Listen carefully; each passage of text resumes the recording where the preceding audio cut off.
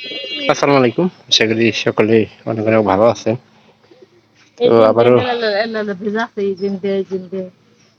নতুন একটা ভিডিওতে স্বাগতম। যারা চ্যানেলটিকে সাবস্ক্রাইব করে দেননি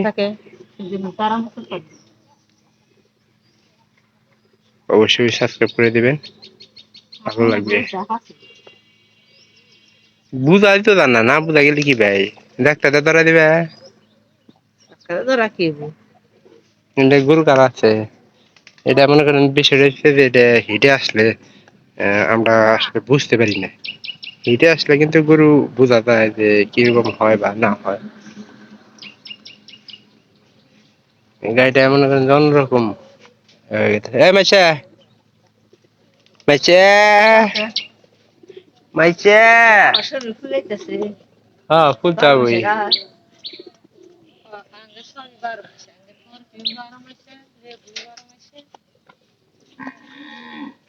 এই যে কালকে হয়তো একটু বোঝা গেছে, কিন্তু তার বেশিরভাগ সময় বোঝা নাই যে তারা মোচর টোচর পারে। হ্যাঁ ও ইয়ালি তো ভালো হয়নি, আর এই বাছুরটারে না আলাদা করে খাবার দেওয়া দরকার, শুয়ে গেছে গা। আর আমরা কিন্তু লেবু প্রতিনিয়ত চালাই গেছি, কারণ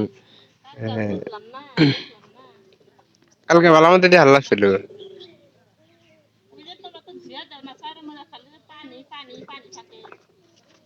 ধুইয়া বুঝে আর কতই দিবার কো ধরছে মনে হয় বন্ধের খাবার, কিন্তু খাবার এখন খাইতে দেয় না।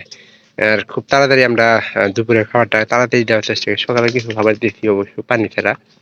আর পানি দেওয়া খাবার দিলে সবচেয়ে বেশি ভালো হয়, যে পানিটাও খায় এবং কি ইয়ে আপনার খাবারটাও খায়, সবচেয়ে বেশি ভালো হয় কিন্তু তখন।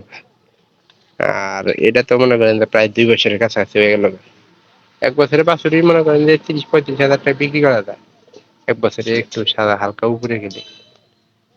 আর যেহেতু আমরা গরু লালন পালন করতেছি, আমাদের ইচ্ছা যে একটা ষাঁড় গরু লালন পালন করে 2টা নিজের ষাঁড় গরু যদি কিনতে পারতাম তাহলে সবচেয়ে বেশি ভালো হইতো। কিন্তু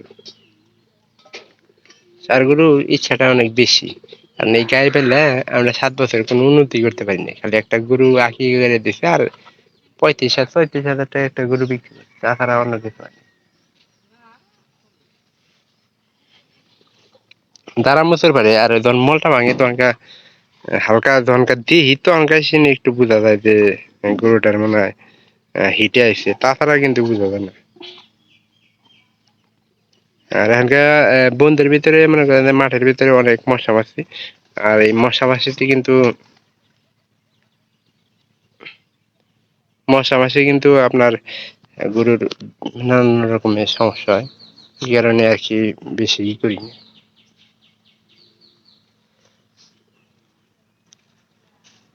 মলটা যদি মনে করেন যে প্রায় 5-10 মিনিট পর পর করতো তাহলে কিন্তু বুঝতে যাইত।